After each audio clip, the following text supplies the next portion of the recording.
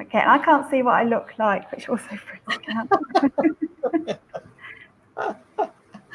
Hello, everyone. This is session number 3, I guess, breakout 3. And I'm here with Kirsten Durward. Did I say that right? I didn't pronounce your name right. I want to make sure. Yeah, it's Kirsten Durward. Yeah, that's okay. Wonderful. Okay. And today we're going to talk about evidence-based responsive learning. Is that? Yeah, that's right. That's a term I made up. It's basically looking at formative assessment and feed forward and how you get kids to responsibly interact with learning evidence and use it. That's basically it. I tried to come up with the term, but it's a bit long-winded.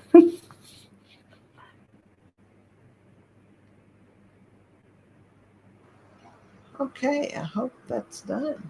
All right. Okay, so I'll just start then, Karen. Okay, go ahead. Hello, I'm Kirsten. So today we're just going to be talking a little bit about formative assessment and feedback. And do just please excuse me a little bit because this platform, StreamYard, is completely new to me. And it's a little bit confusing because I can't see what I'm used to seeing on my Zoom. So if there's a pause, that's why, because I'm looking for something, okay? But anyway, bear with me. So first of all, a little bit about me. I have been an international educator for many years, basically since 1996. I'm from Scotland. I grew up overseas. So I always say born in Scotland, raised around the world. Yeah, I went into education primarily because I wanted to contribute, but also because I wanted to keep up my international globe-trotting lifestyle. And it's served me very well. And I've learned a lot, and I'm here now to share back a lot of what I've learned. That's basically what I'm doing now. I've just transitioned out of schools, and I'm working as a consultant coach and volunteer with schools, with teachers, with organizations, and with my massive Facebook group, which started in March to support online learning and is now 130,000 people worldwide. So it's a little bit crazy. Please do connect with me if you like what I'm doing. I do other free sessions. You can always find them posted up on my Twitter or posted up in the group. And I will have very, very low cost, highly accessible PDs being publicized soon. Okay, so what a little bit about you. Okay, I'm hoping that there's some people watching this. I'm a little bit hopeful. So first of all, if you just pop up in the chat so we can see where are you in the world. And Karen, on my phone, I can see the presentation, but not the chat. So okay. You're going to have to help me out with that still. Where are we from? Let's see. We have Mr. Ali Ezadine. Oh, yeah. Well, I know Ali. He's a friend of mine. Well, actually, it's interesting about social professional networking because Ali and I, like many of us, met over Facebook. But he's sort of become a friend and someone that I can touch base with and ask questions to. And he's got a great session later that he's roped me in to be a volunteer. And I'm surprised to see him here because he's supposed to be on some virtual school visit today. So he's a busy chap. He gets around. Wonderful. Wonderful. Okay, so I'm hoping there's a few more other people and they might sort of join in with the other prompts. So let's know what your educator role is, please. He's in Dubai. He's in Dubai right now. What's your educator role? So that helps me to sort of align a little bit what I'm talking about to understand you. Well, I'm going to be here too, so I'm going to jump in. I'm in instructional technology. Okay, you're in instructional technology, and I'm a coordinator coach, formerly a primary school teacher. Okay. And I know that Ali's quite similar to me actually, except he's now working mainly in PD. So I don't know if anybody else is popping anything in the chat. Nothing yet. Nothing yet. I'll let you know. We'll move forward. And if anybody is viewing the recording, just think about this. This is one of the ways that I learned recently on how to connect with people. So which song expresses how are you feeling right now? Well, you can't see this, but it's raining here. It's a monsoon in Thailand and it's literally bucketing down. Okay, so the song that's going in my head at the moment is actually Singing in the Rain because I feel very happy being online talking to people across the world, and the rain is going on. So I might not be singing out loud, but I am singing inside my head and my heart. Wonderful. That's a beautiful song. Okay, and I was hoping if there was a few people there, they might share a fun fact about you, about themselves. So if you want to do that, then please go ahead. And I'm going to share with you a little fun fact about me. I could tell you a million fun facts, but the one that I decided to share today is that I really love Britain's Got Talent. So I'm wondering if anybody can guess why I really love Britain's Got Talent. It's a strange thing because, you know, a lot of people don't know this about me. In fact, some people claim it to be my secret shame, but I actually am a complete addict to Britain's Got Talent, always have been.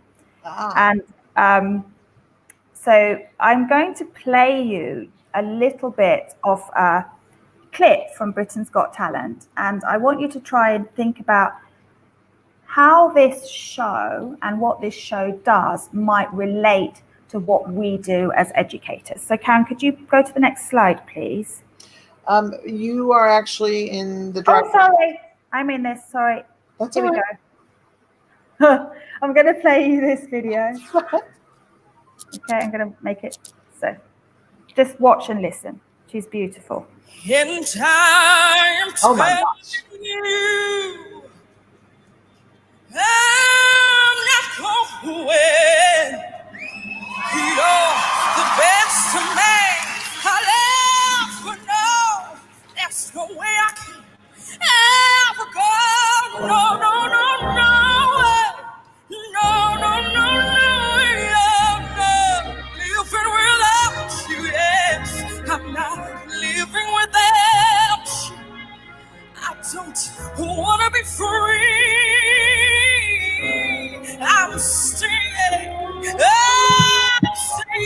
and you're gonna love me.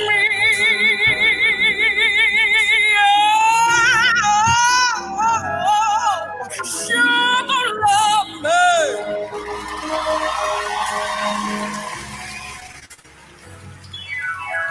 And I am telling you, I'm not going, even though the times are showing. There's just no way, there's no way. We're part of the same place. We're part of the same time. We both share the same blood. We both have the same minds. And time, we've had so much to share. No, no, no, no, no, no way. I'm not waking up tomorrow morning and finding that there's nobody there. Darling, there's no way. No, no, no, no way. I'm living without you. I'm not living without you. There's just no way. There's no way. Please don't go away from me. Stay with me. Stay with me. Stay and hold me. Stay and hold me. Woo-hoo. Please try and hold me, Mr. Man. Try and Mr. I know you can.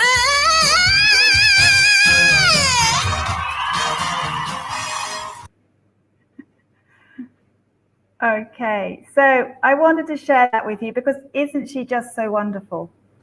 She's just so wonderful, and she's 15 years old.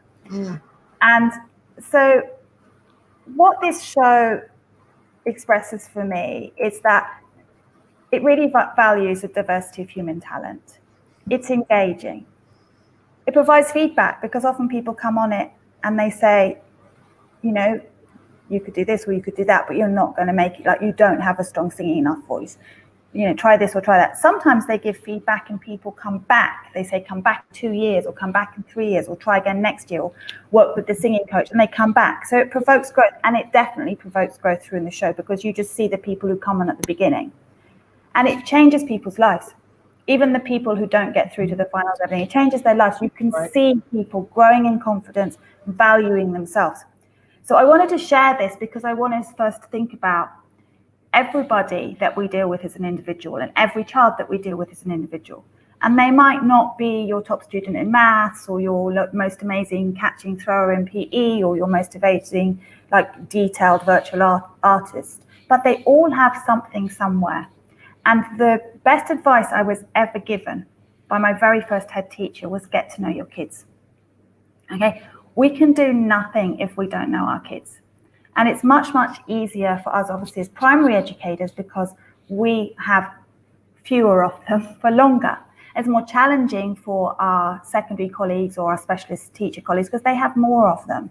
But we need to get to know them, and we need to know them not just what they're showing up with in class. We need to know them as learners. So that's a little bit about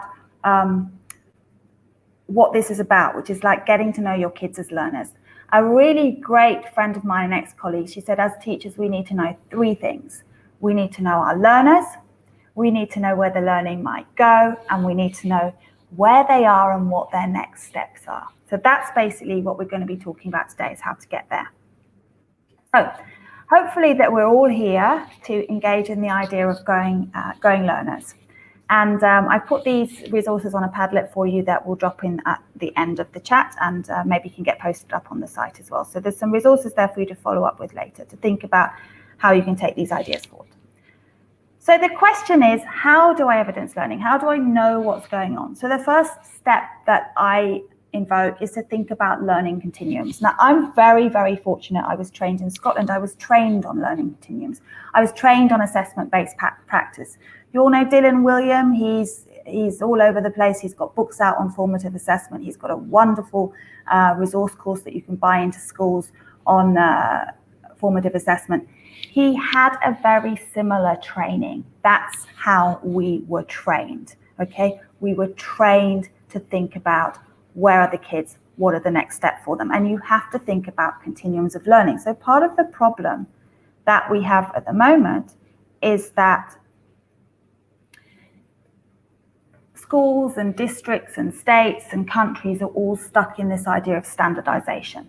Now, as my very first head teacher once said to me in her broad Scottish accent, children are no biscuits, and this is not a factory. We cannot make them all the same. Okay? We're all individual. We're all somewhere on a multiple million spectrums all the time. The minute I say this is what you're required to do this year and you're not making it, I've put pressure on you and you're starting to fail. You've lost your growth mindset. It takes away the positivity aspect. So I always try to deal with learning continuums. And even when I'm provoked and given in a school standardized curriculum, or I'm told that I have to write learning outcomes, this is what I do.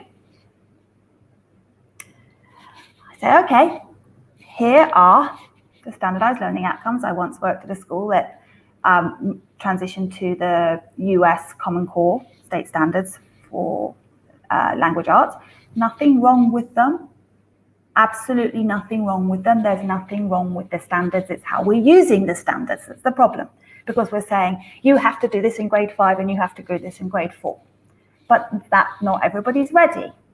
And so I heard when I did some thing with the wonderful Carl Anderson recently, and he said, well, sometimes grade 4 teachers need to know what grade 2 teachers could be doing, and grade 2 teachers need to know what grade 4 teachers could be doing. Well, I'd say take it a step further than that. I say, do this. Take the labels off and just look at it as a learning continuum. Say, where is my child and what is the next step for them? Okay, I still know that my state or country or whatever requires them to be here by grade 4, but I've just taken the pressure off. I've said, you're here are your next steps. You're successful when you get to there. Got to there, great. Okay, here are your next steps. You're successful when you get to there. Okay, it's a mind shift. It's actually quite a small mind shift, but it's huge. It has a massive, massive potential. Okay, so that I just want to propose up is when we're thinking about growth, that we do a baseline. So we know exactly where the learners are. And we do it thinking about how we're going to take them forward, which is why I love Continuums, because I'm always thinking about forward motion. Okay, Karen, I'm just wondering if anybody's asking any questions or anything like that. Hello? It would help if I unmuted. No specific question. Okay, all right. Okay, great. So this is just how I see why Continuums are important, okay? For all of these reasons, they empower teachers to maximize growth. They support both teachers and students to work towards personal learning goals, and that's important. When a student is invested in their personal learning goal, they're more likely to work forward than when it's a class target, particularly if they don't understand the target. They inform our instructional time. They help us make flexible groups. So I can use my instructional time more effectively because I can say these 6 children need to learn here and these 9 are learning over here. So I'm not going to waste their time because they don't need this part. I'm not doing these lessons to everybody. I can have kids working productively while I'm specifically focusing in on kids who need specific support or specifically extending kids who need specific extending. Okay? They keep the focus on evidence of growth, which we'll come back to. They provide scaffolds. If we have children that have pathways in their learning, and I can't tell you how many times I've worked with middle schoolers on maths and reading and writing, and I've stripped them back to 3rd grade, and I haven't scaffolded and helped them and tutored them into their current work. I've just taken them back and showed them the pieces that they missed, and then they can fly forward on their own, okay? So I don't like this idea of scaffolding. I like this idea of bridging, okay? So the scaffolding pathway is the bridge to learning, not scaffolding you in to something that you don't understand or you're not ready for because you don't have the building blocks underneath, okay? And they provide excellent discussion points. When parents can see where their kids have come from, where their kids are going, they understand the process of learning much, much better, okay? Oh, sorry, what did I do there? Did I unshare my screen? Sorry, Karen, is my screen still sharing? Because I did something. I'm not quite sure what I did. It looks good. It looks good. Okay, good. All right. I don't know. So, hang on, wait. Sorry, as I said, people, I'm hopefully a bit embarrassing, but this is. That's life. That's okay. All right. Okay, here we go. So, all right. So the next part is understanding formative assessment. And there's a great big misconception about formative assessment, okay? And the biggest misconception that I come across all the time on my professional learning groups is that it's assessment for teachers. We collect ongoing information about students' learning. No, it's not. It's the ongoing collection of evidence that informs our instructional decision making and the students' own decisions about their learning. Which brings me to my second point. I should have 2 to 3 formative assessments per unit. No. I'm so tired of people asking me how many formative assessments do I need? How many formative assessment tasks should we do? What formative assessment tasks should we do in this unit? We're formatively assessing all the time. Dylan William talks about what he calls the formative assessment hijack. Now, the next few slides are his, but I do have his permission to show them, okay? So he talks about the long cycle of assessment and then the short cycle of assessment. Sorry, the medium cycle of assessment, and then the short cycle of assessment. So the long cycle is things like exams, okay? It's the monitoring, it's the processing. It might be your standardized tests or whatever it is that you need to do, okay? Your medium cycle is let's check in if this learning is consolidated. So that might be something like, let's say, I want to see how everybody's going on with their writing. So I might say, well, let's just do a piece of writing and see what's actually stuck and processed inside you and that you're able to actually apply right now. I don't necessarily need to give them a specific writing task. I can ask them to write about whatever they like. I can give them a series of prompts, but I want to see what's applied in their writing. That would be a medium cycle type of thing. Short cycle goes on all the time. So when I start a math lesson, I start it by saying, okay, we're going to look at multiplication today. We're going to multiply 2-digit numbers by 1-digit number. Here's an example. Show me your strategy. And then I go, okay, you're fine. You go over here and do that. You're fine. You go over and do that exploration. You guys stay here with me. And I give them the feedback right then and there. I don't wait till the end of the lesson to find out that they can't do it. And that's the biggest mistake that teachers make. And Dylan Williams says, and I agree with him, he says, if you're taking home a load of marking, more fool you. If you haven't given the feedback in the class, that's your problem. So whenever I see people go, oh, my grading, my this, my this, my this, I know it's much more difficult when you have a lot of kids. And I know it's much more difficult when you have shorter classes. So we'll talk about some strategies for that in a little while. Okay, but the more immediate you can give the feedback, the better it is.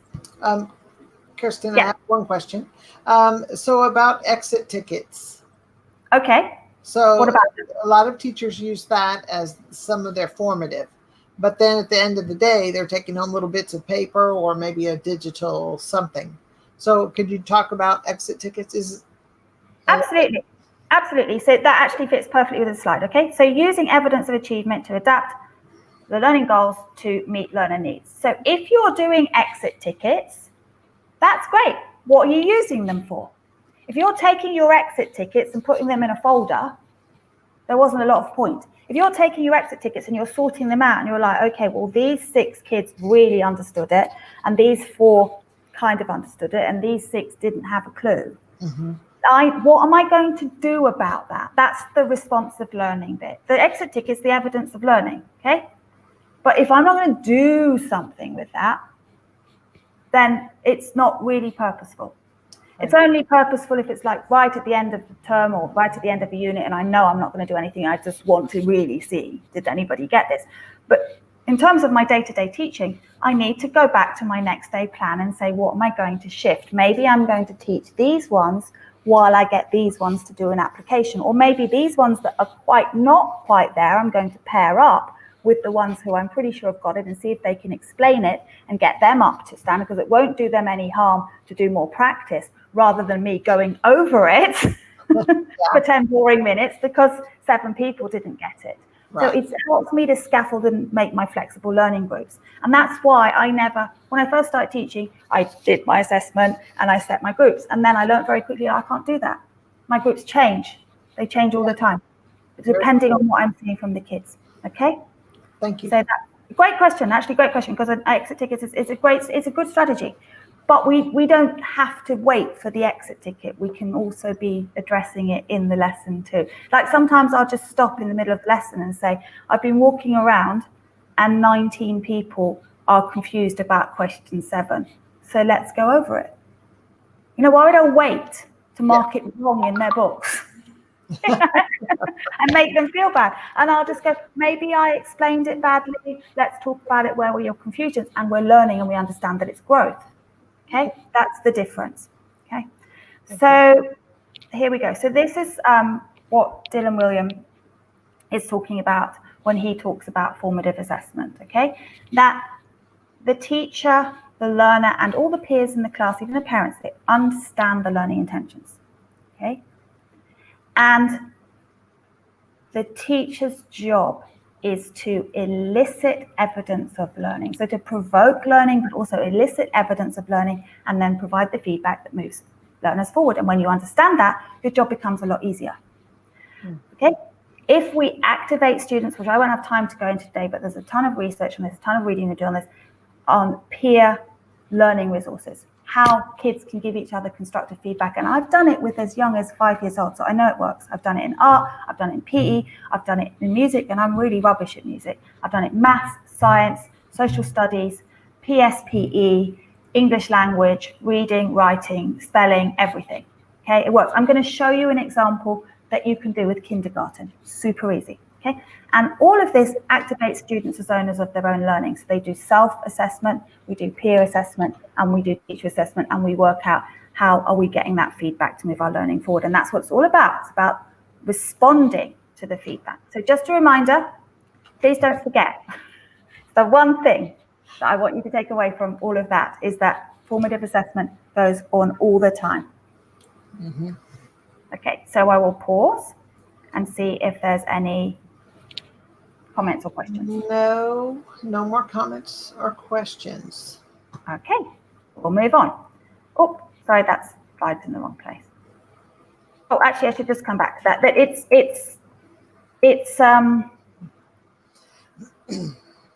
if you are giving feedback, and we'll talk about success criteria a little bit later, but if you're giving feedback against the learning goals, which again, you can come back to your continuum and say, well, do you remember that you were here and you made your goal to be here? And this is the evidence that I've seen. What evidence have you got? Give it back to them as well, because often they'll be doing things you haven't seen. You can't see everything. So once they know this is where I'm going, and you've clarified that for them, they can give you the evidence too. And kids love collecting evidence. They even collect evidence of other people's learning. They'll come and tell you, Miss, you didn't see what so-and-so did, and come and look at so-and-so's writing and this picture, and have you seen his strategy in math? And suddenly you've got more evidence than you ever wanted, but it's great, it's fabulous. And we're all collecting evidence. Okay, so the other thing that we need to think about is engaging all brains. So number one, when we think about engaging all brains, is what happens when? And Karen, you might have to answer this one, because I'm not sure there's anybody else talking to us on here. What happens when we ask students questions and, oh, pick me. What happens, Karen? I'm okay. We pick them because we want to get through it. We want to advance and move on. Thank you. All right. So hang on, wait a minute. There's 35 kids in this class. How many brains did I get into when I picked one? One. Right. And what about the other ones? What were they doing? They're relieved that they didn't get picked. Thank goodness. Or they were sitting there going, well, I'm not even going to try because she always gets picked. Or she's making so much noise I can't think. Yeah. My brain doesn't move that fast. Yeah. I'd like to hear the question again, please. So what I do, if I'm going to get kids just to do it through discussion, is I say, okay, I'm going to ask you a question. I'm going to say, put your hand on your head when you think you have an answer, and I'm just going to choose somebody. Mm-hmm. That's good. So, and that gives them time. And I'm saying, just looking around, because not everybody's ready yet. So if you've got an answer, I think maybe you can come up with another answer, or you could make your answer more embellished, or you could think of 2 strategies in maths, whatever, just keep them thinking, doesn't matter, right?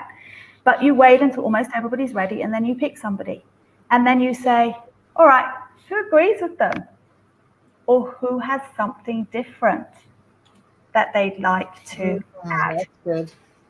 Okay, and then that way you're keeping everybody engaged, even when you're one zooming in on one. So it's these engagement strategies are very important, and I've put, again, on the Padlet, I've put some resources for you there to keep those brain engagements. But if there's one thing, if you do nothing else after watching this, please stop asking for hands up, except when you need a volunteer. Okay, all right, who would like to go and wash my car? All right, thank you. Actually, I love it because kids in the primary school, they put their hand and go, who would? And all the hands go up. They don't even know what you're going to ask them yet. So, just think about it. Think about what you're doing. If you want everyone to be engaged, it can be hard work. Okay. There's a lovely, I've put it on the resource Padlet for you, a lovely little video of Dylan William demonstrating this in high school, in middle school, and showing you how it works.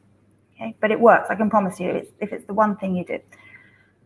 So the strategies. Call on response, that's when we either have shaker sticks, or we're pulling names, or we're just saying, okay, everybody knows that they can be called on. They can say pass.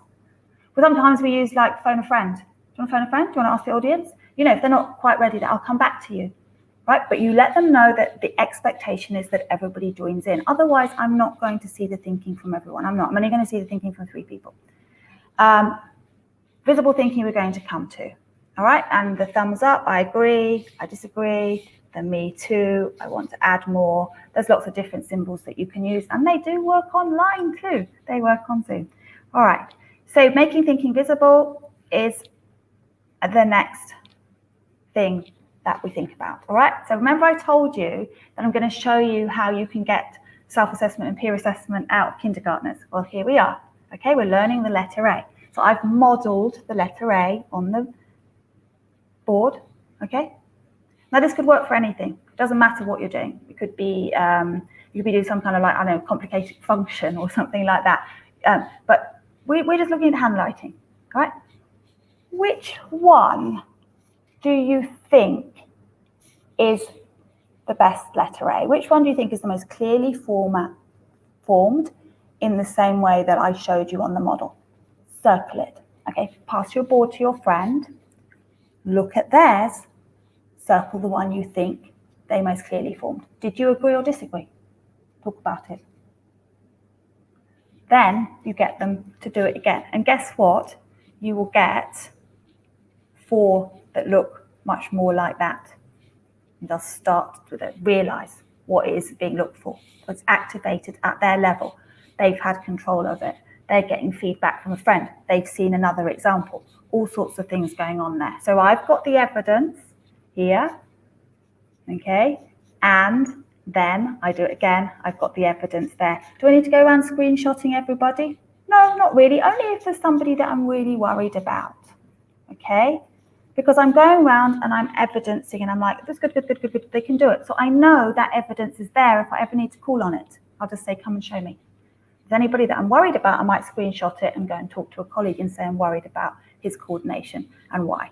Okay, so that's how that works. And it's the same with maths. Like I said, just show the strategy. So I'm just going to show you really quickly. And again, I'm not convinced there's anybody on this call, but I'm going to show you anyway. Karen, could you just drop in the chat the link?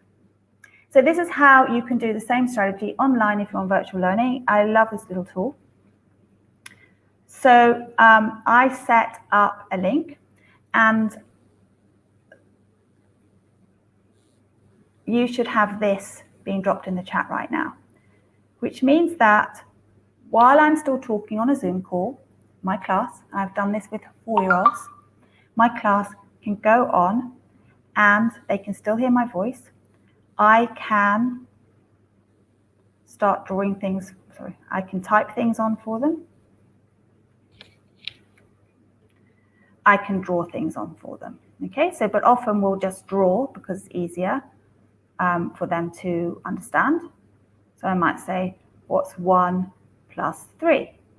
And then again, I'm not convinced there's anybody on here, but if I go, well, Karen's on. So Karen, could you show me what you think the answer is for 1 plus 3?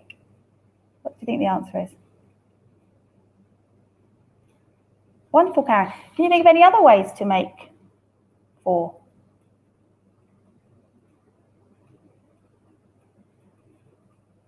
Okay, I'm looking and I'm thinking, okay, Jimmy he can't do it, he's stuck. Okay, so I know make a note.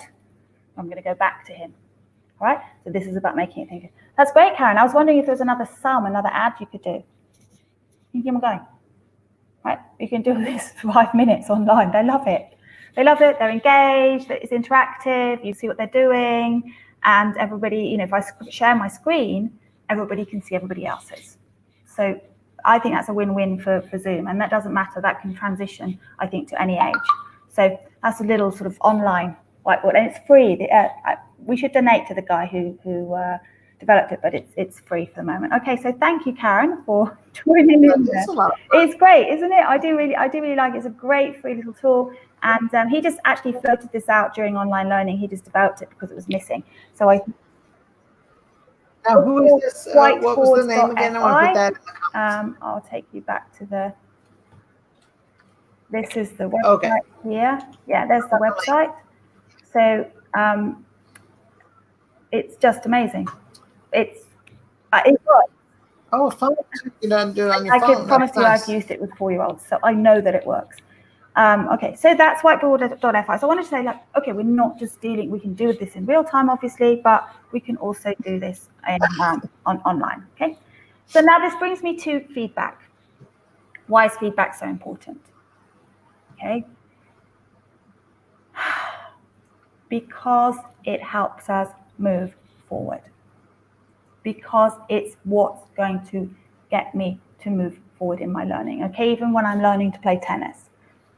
If my coach says, all right, hit the ball harder, I'm like, what? But if he says, no, okay, hold your elbow out, don't flick your wrist, okay, then I'm knowing that, okay, there's things that I need to improve in order to hit the ball harder, like this.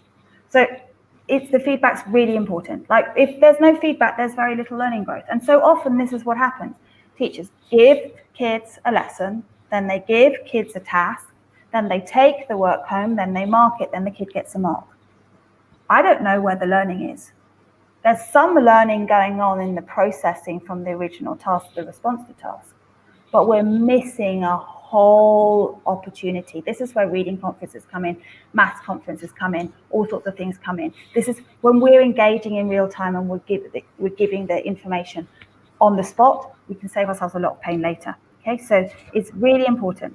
Feedback. First, we need the evidence, and then we need the feedback. And while we're at it, we stop giving praise. So I would say, good job, great job, well done, like your drawing, that's wonderful. Doesn't help. Doesn't help at all. Okay, it's much clearer to say, all right, let me tell you what I noticed here. Okay, let's talk about the goal that you had. Where did you see you were moving forward? What's your evidence that you're moving forward towards it?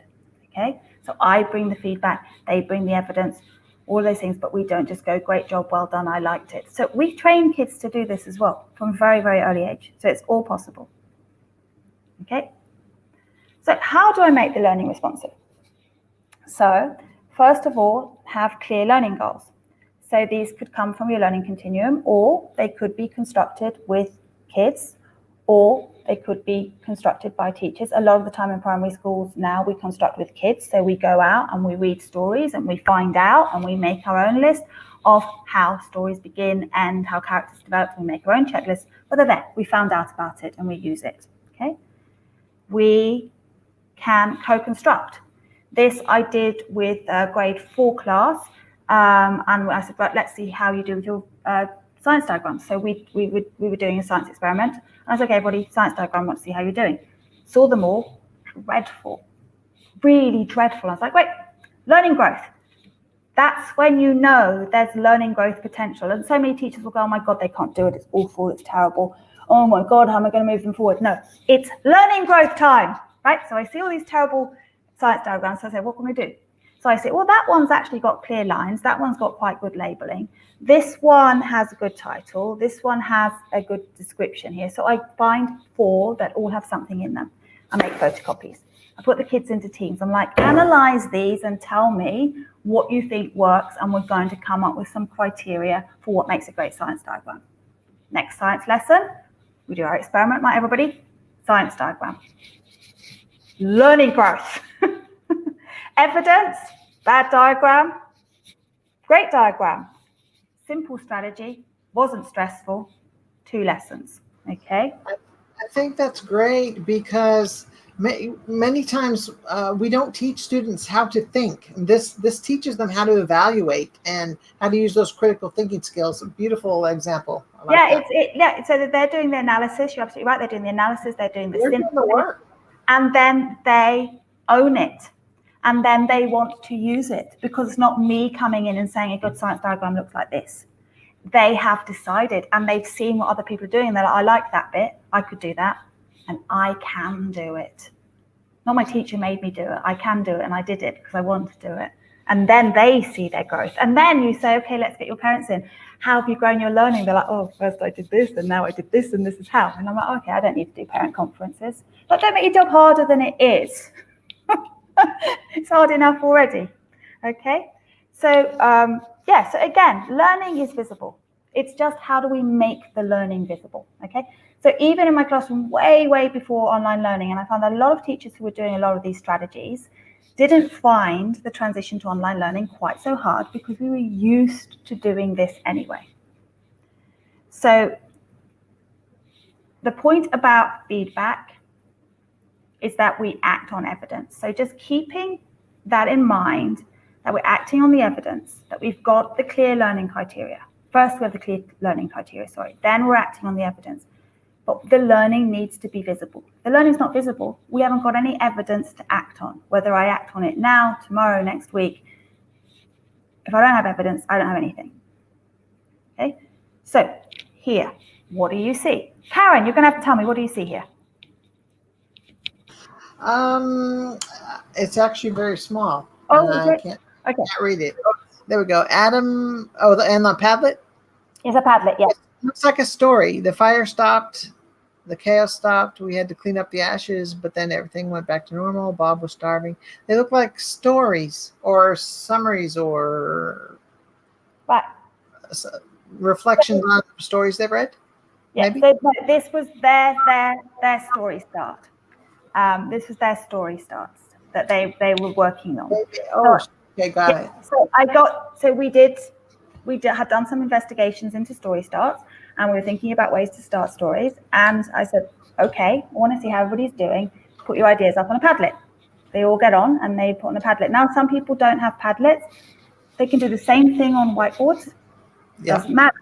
Okay. If you're in a class that doesn't have a device. If you're in Africa, I've done the same thing on chalkboards. Blackboard, chalk. Exactly the same thing. My Padlet.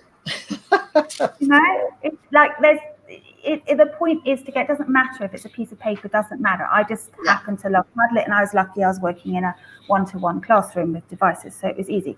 So, but what this tells me now is that I say to them, I would also say to them, what do you see? Who thinks they're ready to get started? Who needs some extra help? And so I can look and I can say who I think is ready. Well, Molly's clearly ready, right? She's applying what I'm looking for. Greg is clearly ready. Emma is very intriguing. Okay, Jacob, I love that boy. His verb uses, and he loved writing poetry. And then I come to Adam. And I'm like, okay, Adam could use some help, right? Because Adam's not understanding story starter.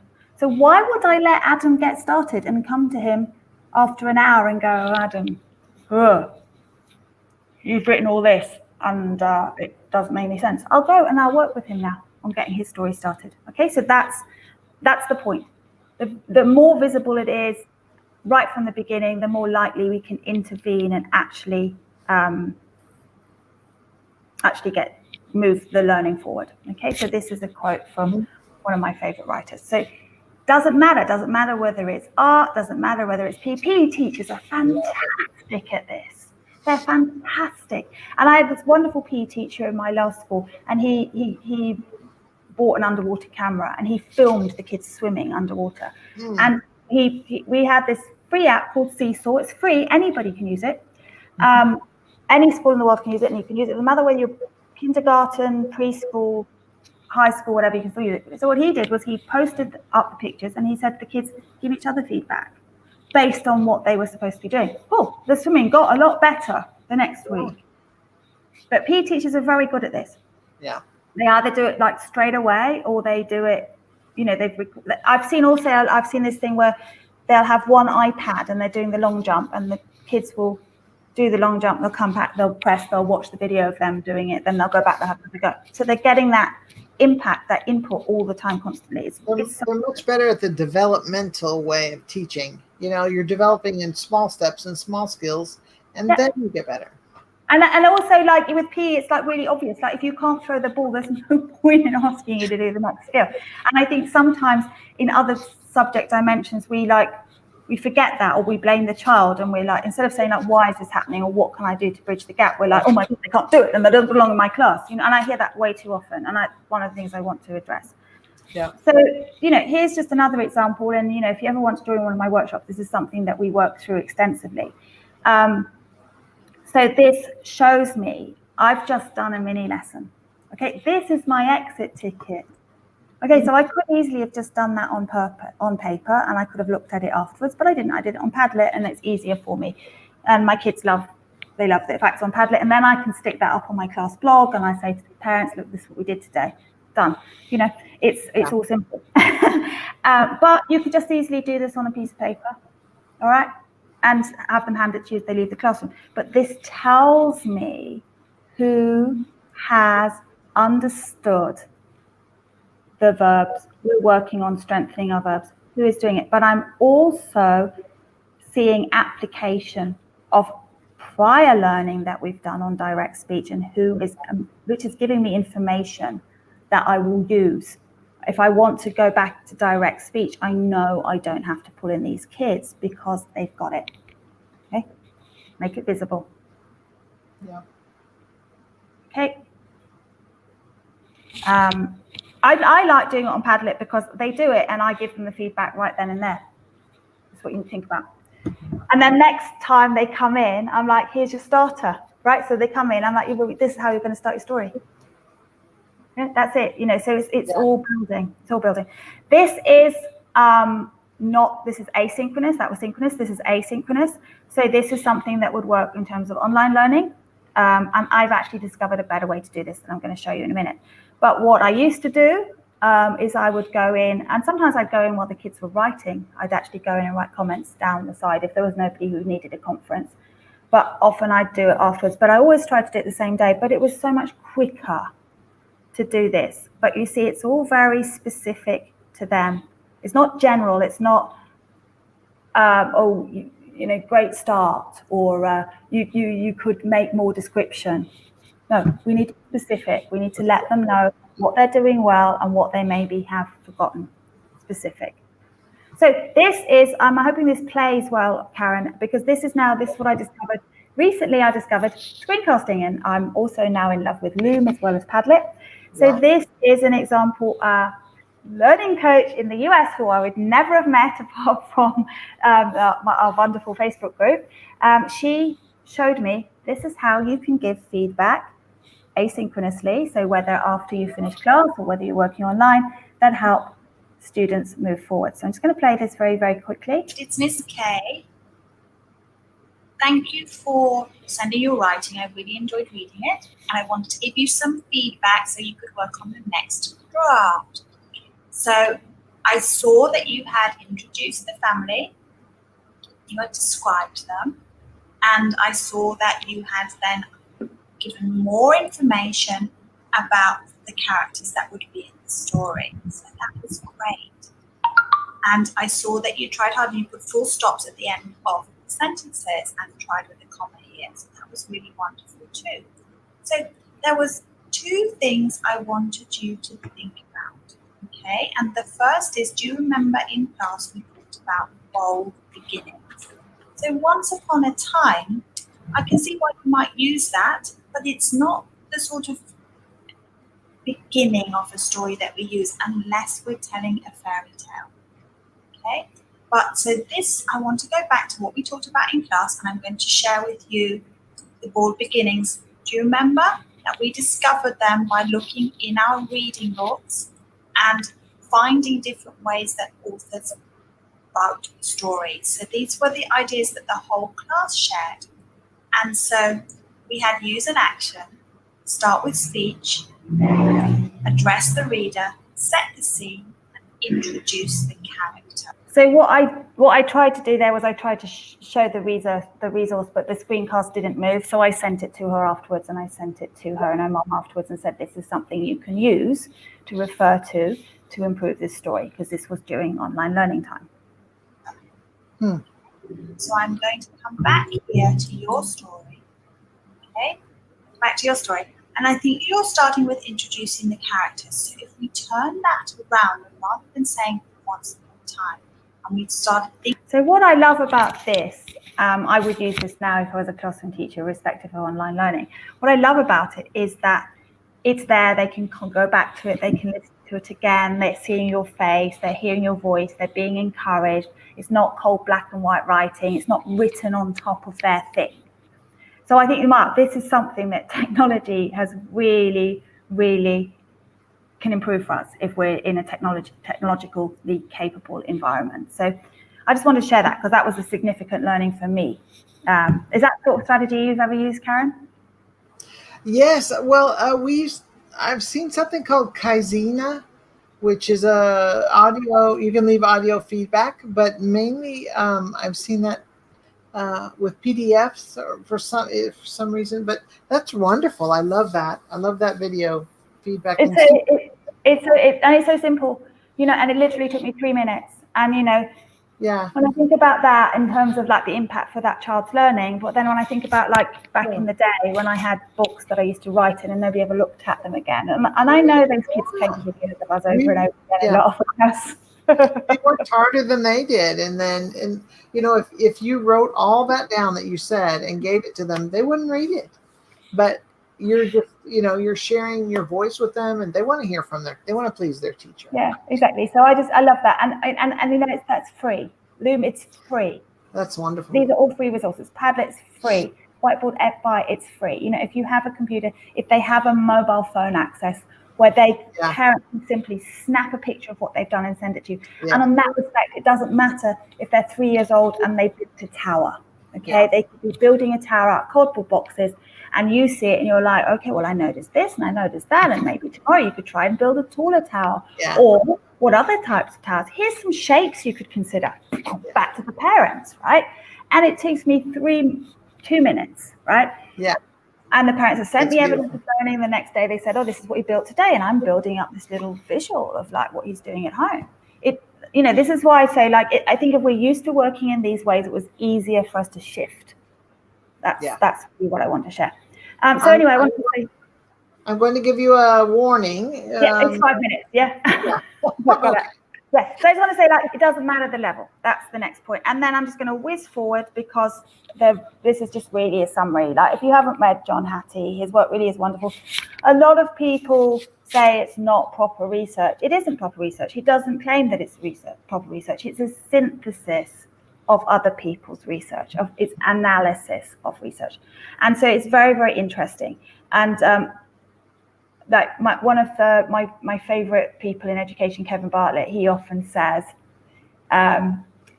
we know this to be true, and research bears this out. Or he'll say, and research tells us, and experience shows that it is so. It's the truth. I mean, all of this is my own personal experience. Okay, and when I first did academic writing, which I'm not terribly good at, when I first did academic writing for masters, they kept saying, well, you've got the information, but what are you referencing it in? And I'm like, I don't know. It's just stuff I know. No, you have to read this, you have to read that, and you have to quote it over here. And I'm like, oh, okay, all right. I have to go to somebody else's thinking to show that my thinking is okay. All right, I understand academic now. All right, good. So yeah, so this is, I think it's wonderful. It's really useful to read his work. Okay, so just a quick summary. Okay. Please, if you take away points, think about the continuum of learning, know where your learner is and what the next steps are. Formative assessment is all the time. And please activate learning. Engage all the brains in the room, have clear criteria for what the learning is, individual as well as group. Make the learning visible and give specific evidence-based feedback focused on growth. And remember, it's not for you, it's for them. They need to be involved in it. They can give it to one another. They can give it to themselves. We are a learning team. Thank you very much. These are some of the resources that I've used. I can't say enough good stuff about Dylan William. If you ever get the chance to listen to him talk, or just go onto YouTube and listen to him talk on a recording, he's amazing. And a little word from the wise, one of our significant statesmen of our time. Just have a go. It often seems harder until you actually do it, and then suddenly you're like, wow, it's done. So just have a go, try something new. And if you want to get in touch with me, this is how you can. If you follow me on Twitter, I'm always posting up PD, not my own PD, but other people's PD as well. Join our global educator collective. It's a great group, lots of resource sharing, lots of strategies, lots of support if you're stuck on things. So that's me. Thank you very much for the time that you gave to join in or watch the recording or whatever. And Karen and John, thank you for organising and hosting. And onwards and ever upwards for Teachathon 2020. All right. Thank you so much. I so appreciate you. And I popped the link into the chat where you can find your page where it'll have the recording and then a place for comments. Okay. So thank you so much, Kirsten. Thank you, Karen. I know it's a very, very busy day for you, so I suppose you've got to get on to the next one now, have you? All right. Awesome. Thanks so much. Bye. All right, everybody, let's go on back to our schedule, and we're looking at, we're going to go for Breakout 3, Mrs. Mika Wagstaff, Escape with Google Apps, and Ms. Fanny Passport. And she is going to talk about a panel discussion, creating and sustaining motivation. And those sessions will be on the Teachathon website. Thank you so much, and I hope you're having a blast. Bye.